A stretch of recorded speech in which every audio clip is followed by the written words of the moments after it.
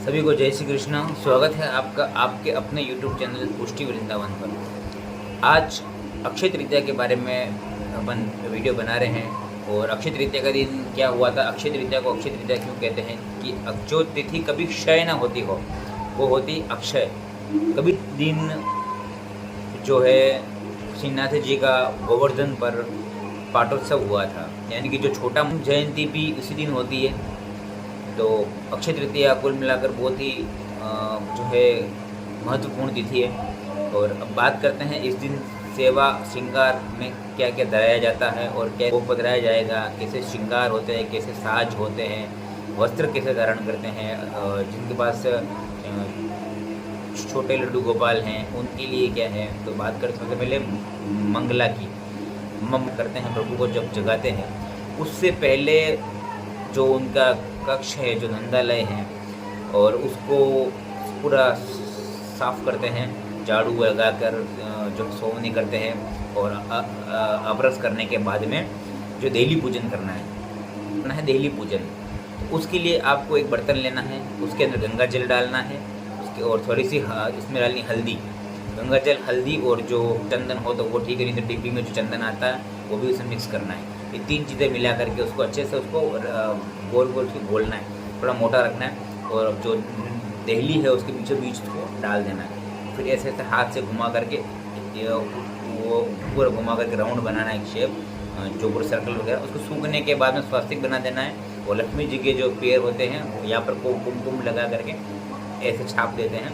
तो फिर जो 5-5 उंगलियों के निशान बना देते हैं, तो ऐसे इजी तरीके से बन जाता है। बाकी तो आप जितना साज श्रृंगार कर सकते हैं उसके अंदर फूल वगैरह बिछा के और भी कुमकुम के या फिर जो रंगोलियाँ वगैरह बना करके भी कर सकते हैं, लेकिन मेन जो विधिवत ऐसा कर सकते हैं। तो देहली पूजन करने के बाद में जो है आसापाल का जो पेड़ होता है उसके पत्ते तोड़ के लाने हैं, 21 पत्ते या फिर 11 पत्ते। और जब अगर बड़ी है तो 51 पत्ते भी आते हैं। तो जो जितनी बड़ी जो आपकी दहलीज हैं उतने पत्ते लाने हैं, 11, 21, 51, 101, वो साइज़ पर डिपेंड करता है। तो वैसे पत्ते तोड़ कर लाने हैं, उसकी बनानी बंदरवाल। वो बंदरवाल उसके ऊपर जो है बांध देनी है, ऊपर बंदरवाल बंधेगी, उसी जगह नीचे ऊपर देहली पूजन।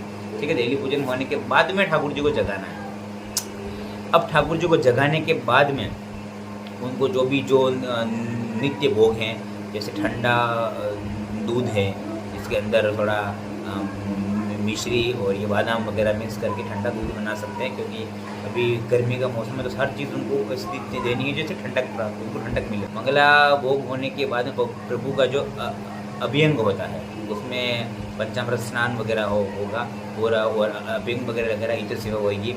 उसके बाद में था तो कि मलमल के चंदन के जो पहले मैं बस देखा था मलमल का, ये होता मलमल का, पास में देखा था एकदम कपड़ा सॉफ्ट होता है बिल्कुल, ये सफ़ेद मलमल का है। इसके ऊपर आप अपने हाथ से भी चंदन के छापे लगा सकते हैं और कुछ भी जो भी आपको डिज़ाइन वगैरह बनाने होती है बना सकते हैं। ये प्लेन होता है। और मार्केट में जो बना बनाया मिलता है वो आता है ऐसा, ये इसके ऊपर मोर बने हुए हैं, चंदन के छापे गए वस्त्र होते हैं। और इसको अपने हाथ से काट कर अगर आपके घर ठाठे स्वरूप विराजे हैं तो उनको स्पेशली जो है इसी कपड़े से काट के वस्त्र बनाने हैं। देखो मोर बने हुए हैं इसके ऊपर, ये पीछे वो काम भी करता है, पिछवाई का भी, पीछे पिछवाई भी आ जाएगी उनके। और इसी से 1 मीटर कपड़ा लगता है पूरा। बाकी साइज़ अगर बड़ी है तो और ज़्यादा लगता है। बाकी 1 मीटर के अंदर वस्त्र भी बन जाएगा आपका और उनका काम पीछे पिछवाई का काम भी हो जाएगा। ये हो गया वस्त्र, ऐसा होता है इस टाइप से। अब बात करते हैं ठाड़े स्वरूप जो अगर आपके घर पर हैं तो वो इस दिन उनको पिछोड़ा धराया जाता है।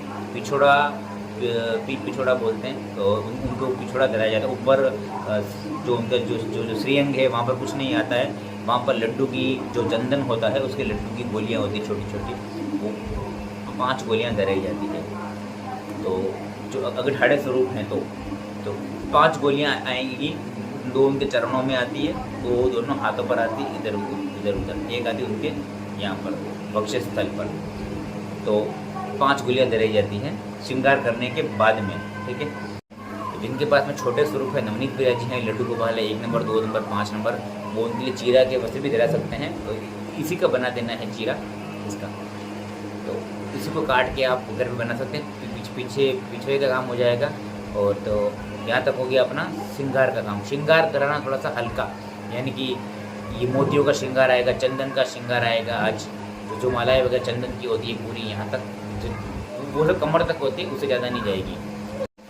इतना काम हो गया। अब फिर जो अपन श्रृंगार करते हैं, श्रृंगार करने के बाद में आता है ये जड़ का जो खुशबू वाला जो जल होता है, उसमें इत्र वगैरह मिला करके, खस का इत्र, चंदन का इत्र मिला के उसका छिड़काव किया जाता है। और अगर खस की झोपड़ी आपके पास है तो आज ही के दिन खस की झोपड़ी के अंदर उनको पधराया जाता है ठाकुर जी को। और जो पंखे होते हैं खस के, वो भी आज से ही धराए जाते हैं। उनके जो पंखे वगैरह आज से ही धराए जाते हैं। और जो अगर आपके पास फव्वारे वगैरह है इस टाइप के, ये भी आज से ही शुरू होते हैं, ठीक है। आज से फव्वारे राजभोग के बाद, ठीक है, जब राजभोग हो जाएगा उसके बाद में पानी का छिड़काव होता है। और ये जो फव्वारे हैं और खुशबू की और भी कई चीज़ें अगर अवेलेबल हैं खुशबू की। अब आते हैं भोग के अंदर। ये सब करोगे तो फिर भोग भी धराना पड़ेगा। भोग क्या पधराएंगे?